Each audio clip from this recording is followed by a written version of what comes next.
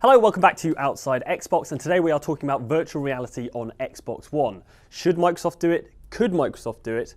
Will they do it at E3? And if so, what will it look like? So, virtual reality. Should they? Should they do it? Should they do You it? both tried virtual reality, right? Yes. Yeah, I believe we have a clip, in fact. Oh man, Go. Oh, cool. this building's huge. I take it all back. Oh, you really get a sense of the scale. This is incredible. Oh, that was so cool. It was pretty good, right? Smooth. It was. So, is virtual reality more than just a sort of niche? Should people be seeing it, Microsoft in particular? Well, yeah, I think so. I mean, it's one of the big innovations that has happened to gaming in recent years. I mean, from what I've seen of Oculus Rift and now, I mean, Sony's Project Morpheus, I think that it's something that people clearly want and are impressed by. So if you don't do it, you kind of look like you're being left behind. Microsoft has an enormous, I mean, this is getting into the can they and will they, but Microsoft has such a big R&D department outside of Xbox. I would be thoroughly surprised if they didn't have their hands in several VR pies. Virtual pies. Virtual pies. So- Oh, it's so real. I can feel Already? how warm it is. So it might be more a case of whether they want to bet on it, how big they Yeah. want to bet on it, whether the Facebook investment legitimizes it to the point where they're like, we can't not do this, or whether they have forecasted that it's just another fad. Obviously, Sony now have one for the PS4. Microsoft already perceived as being somewhat behind PlayStation 4 in terms of the console race. Do they need to mop up that thing to be perceived to be level? It's just another thing that PlayStation can claim to have over Xbox. If people are trying to make that decision, they go, well, you know, it's cheaper and I can wear this crazy virtual reality headset. Although how much the headset costs remains to be seen, and how much that will add to the price of the console as well. Yeah, I look at the kind of Sony thing, and people are excited about it. There's clearly Sony Are throwing people something. excited enough about it to spend £300 on a headset? I think it'll always be niche. That's the problem. Well, and then you get the problem of who's going to develop games for something that's a kind of a subset of a subset have. Yeah, I mean, the fact that it's on PlayStation and PC now makes it easier to flog those things, because you say, well, we're not just tackling a niche on Xbox One, we're tackling a niche on Xbox One, but also on PlayStation and also on PC. Also, I think the thing with virtual reality is it just doesn't really work with your traditional AAA game. You know, like a first-person shooter can be quite horrible in virtual reality because you're running around at top speed, shooting things at top speed. I think virtual reality stuff tends to work at a slower pace. So no one should be working on the assumption that you'll just be able to take all your games and then stick on a VR headset and you're in Gears of War or I think Mass that- Effect or whatnot. That's what we've discovered, is that actually stuff needs to be tailored for that virtual reality experience. And then you look at, well, you know, maybe it's not going to be box games that is the home of VR stuff on console. It's going to be like Xbox Live Arcade and PlayStation Network. It's going to be downloadable, Smaller kind of tailor-made, experiences. Yeah, exactly. like indie games almost. But that's sort of a mismatch, like a £300 peripheral to play the kind of the cheaper, $1 like little video game. sort of taste experience rather than Yeah. several hours. I think part of the joy of the Oculus Rift, as I've tried it, is that sense of being there. And actually slightly more experiential stuff doesn't perhaps need as much gameplay in the traditional sense to feel kind of interesting and immersive. If you look at Microsoft's business as a whole, like across everything that they do, there's maybe more of a case for them putting money into making a virtual reality headset. If you don't just look at gaming, which I guess is kind of niche, you look at everything else they do, and you say, okay, can we apply this VR technology to any other parts of the business? And they probably could make a good case for that. Yeah, absolutely. And I think that's what Facebook have said, isn't it? They've said gaming is the obvious jumping off point, but beyond that, there's a future in VR for, I don't know, like wandering around your potential holiday home to have a look at it before you go on holiday, or buying a car and being able to sit inside the car and look around it and things like that. Or going to sporting events, you know, heading to, you know, having a sort of sphere covered in cameras and being able to sit in the stands at a football match. Something we've been enthusiastic about with virtual reality is the idea that you can create your own IMAX screen at home.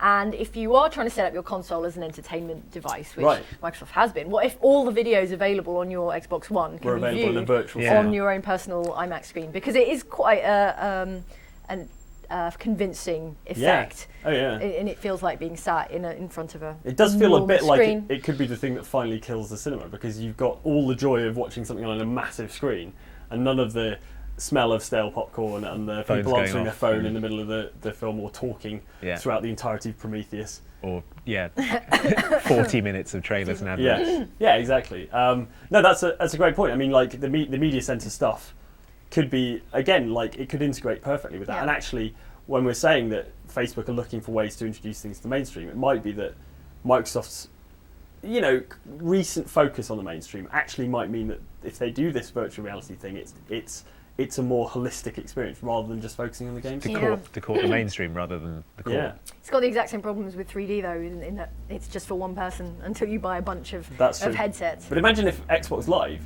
you and your mates could all get together, like a live multiplayer big screen experience where you can kind of turn around and your friends, and you're all on voice chat and you can. And talk you brought the annoyance of the cinema right right into the equation. Yeah. And we could get smell-o-vision for the popcorn. It'd be brilliant. Sticky floors. Exactly. Somehow. Yeah. So there's a lot of potential things there. I personally feel like all that aside, all the forward-looking stuff aside, you've got to look at the fact that the PC has a VR headset, the PlayStation has a VR headset, and if Microsoft don't come out with something, they're going to look a bit strange. But I suspect it won't just be another Oculus Rift. Okay. Should we move on to could they? Yeah. Like from a technology standpoint, where are Microsoft currently? So, obviously we don't have any hard details, but there are rumours almost now on a monthly basis coming out of places like the Wall Street Journal and Forbes and places like that, which are saying Microsoft are working on something. There's an interview with Gama Sutra recently with Phil Spencer, who is now head of Xbox, not just Microsoft Game Studios. So he is the guy with whom the buck stops. Good grammar. Pleased with myself. No dangling. Yeah, exactly. And he said they've been looking at VR for some time now. That doesn't necessarily mean they're working on something, but they've just been looking at it. They're aware of the technology. Yeah.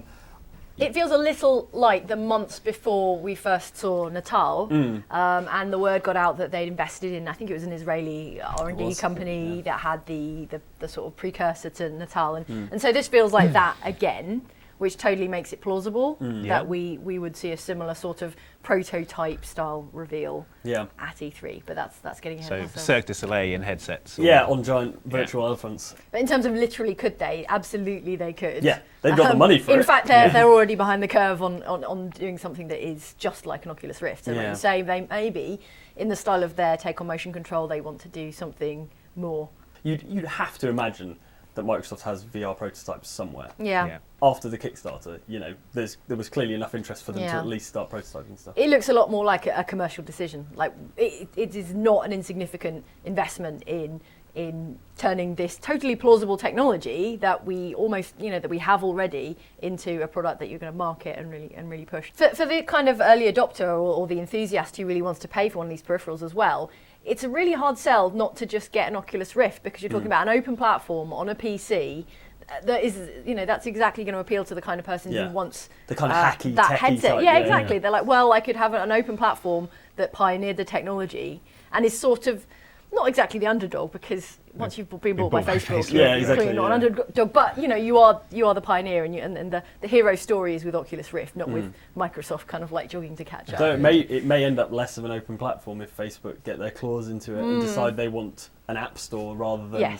an open sort of exchange of ideas. It's hardly going to be more open on Xbox One, is it? Right. Really no, of course not. Yeah. But I mean, at that point, once that distinction has been removed, sure. You're sort of like, well, would I rather play Forza in VR, or would I rather play Gran Turismo, or would I rather play Assetto Corsa or something? But maybe Facebook wants to subsidise my VR headset, so I stream ads into my eyeballs. So this is my theory, not so much that it's necessarily streaming ads, but I think my theory, this is my pet theory about the Facebook thing, is that they want it to be like a Kindle. They want everyone to have one, and they'll heavily subsidise the actual technology. So when Kindle Tech first came out, it was kind of pretty new technology, the e-ink stuff and things like that, but they sold it at an aggressive price point.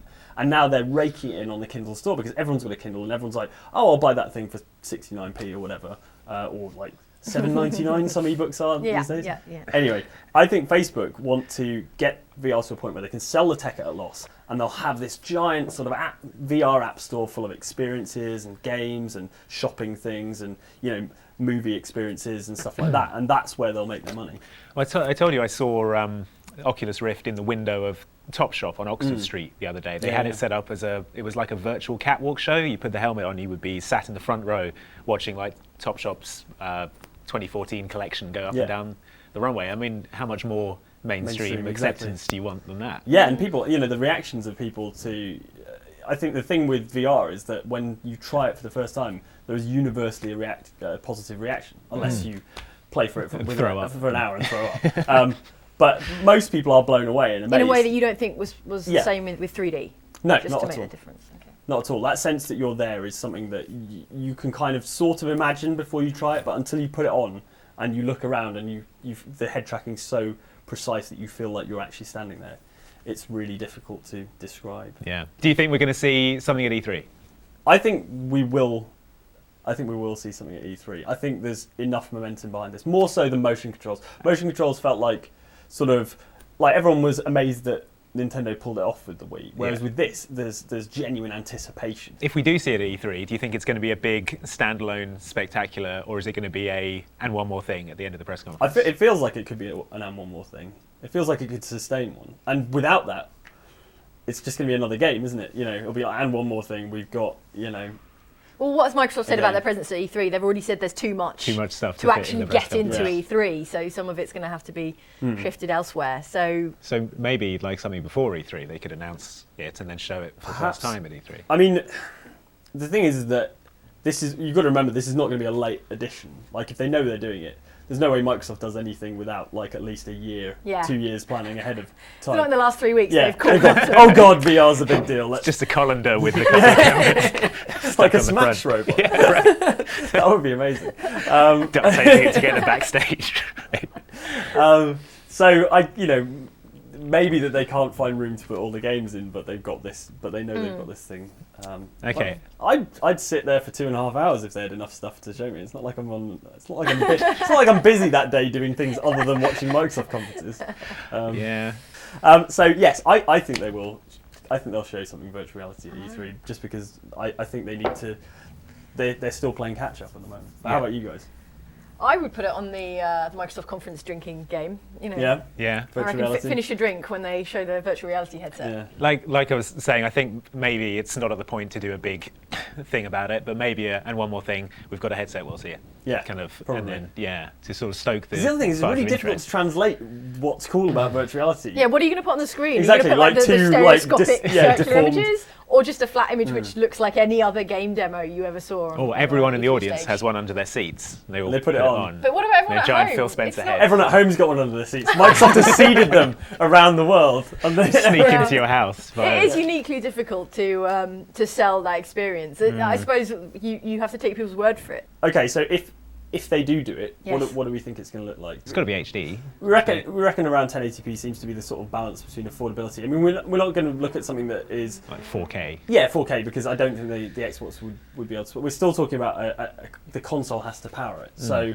1080p feels like a sensible sort of resolution. This Fortaleza stuff that they did a while ago. So if you remind us of what this was. So this was a patent for not virtual reality, but kind of augmented reality glasses. It's about blending 3D video things with stuff in the real world. So we were discussing one sort of potential shape this could be is a VR headset, but with cameras or some kind of tracking on the front of the thing to allow you to bring, say, your arms in via skeletal tracking or something like that, which would solve one of the big problems, which is that when you sit there in virtual reality and wave your hand in front of your face, you can't see anything, which is something I believe you have a clip of.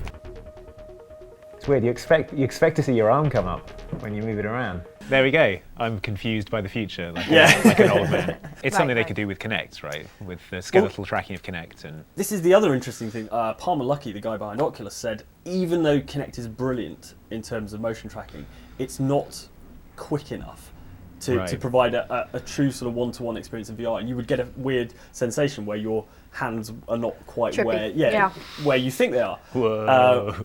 It's.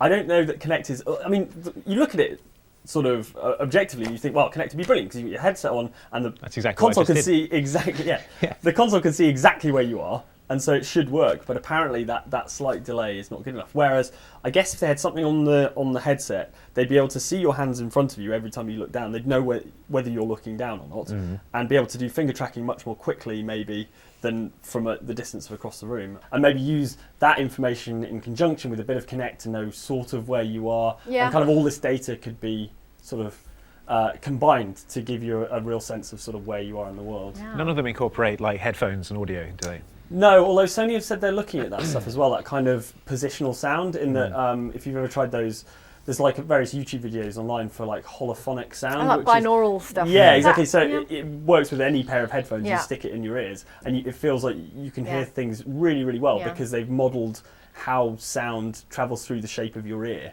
into your head. So, there are like iPhone games that are sound-based. Like They're based Sangre, entirely on that. Yeah.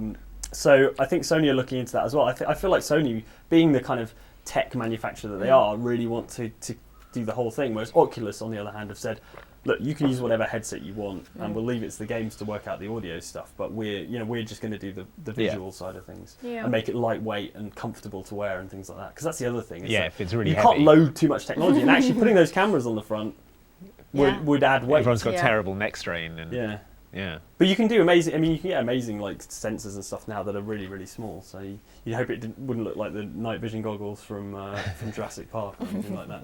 Although I would probably buy wear them that. if they look like that. Wear that ironically. So maybe at E3. All I'm saying is we haven't seen Kudo Tsunoda for a while. I know. And what could he what possibly is he be working What working is on? he up to? He's still working on Did he the have bottom of an a avatar's virtual foot. reality headset the whole time? Yeah. Oh my god! That was what it was. That's what those We've been sunglasses are. teasing it for years. Right. Oh man. Well, on that bombshell, I think we should end here. Thanks for watching. Like and subscribe if you found this at all interesting or informative, and we'll see you next time on Outside Xbox. Bye.